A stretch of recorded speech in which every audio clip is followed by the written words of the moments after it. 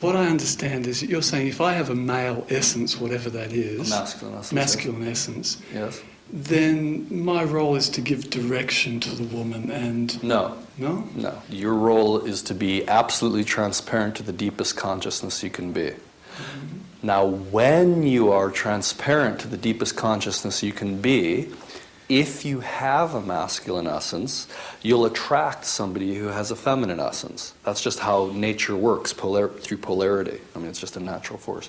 So you'll end up with a woman who has a feminine essence. Now, if you want to look around, we could take a vote, and I would ask women, if you're with a man who you do totally trust, would you enjoy feeling him loving you and offering you his loving, I'll say it strongly, his loving command as he offers you that love? Raise your hand if you would enjoy that. Now look around.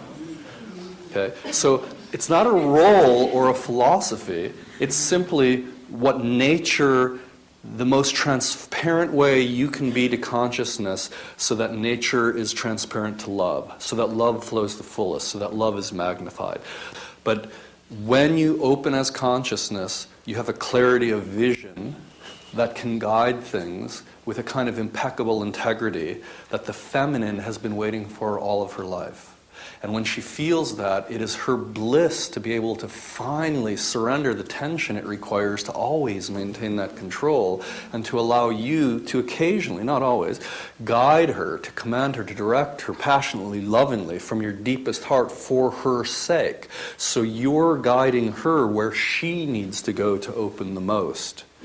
There's a part of you that doesn't like the part of you that's a bastard for the sake of love. There's a part of you that would feel a little inhibited to just take command of a room of people and order them around for their sake. There's a part of you that suppresses the part of you that would take command of your woman for her sake. Literal command, like, come here, bitch, I love you. Take her and look into her eyes and just say, open, now, I love you so much. I'm not letting you go till you open. And not reach for the book and go like, 1 second, let me check philosophy. I've made that mistake. But there's a part of you that would want to be sensitive and be careful that you don't violate her space, make sure it was okay with her. Now that's a good part to grow through. I would say you're good at that already. You're a very sensitive person, you're a very humorous person, you're a very bright, intelligent person. I'd say it's time for you, not for my sake and not because of a doctrine that I'm coming from or anything, but simply I think the women of the earth would be more radiant if you took more command with your heart of life. Raise your hand if that's true, ladies. Look around. Look around. No, I want you to turn your head and look. Okay? It feels like my body-mind is like a dog that I have to kind of get it to do what it needs to do so that the fullness of love, so that the fullness of truth can come through it. It's a deeper love that comes through it instead of following my preferences. My preferences, like everyone's preferences, would lead them to do what's comfortable and safe and makes them feel good.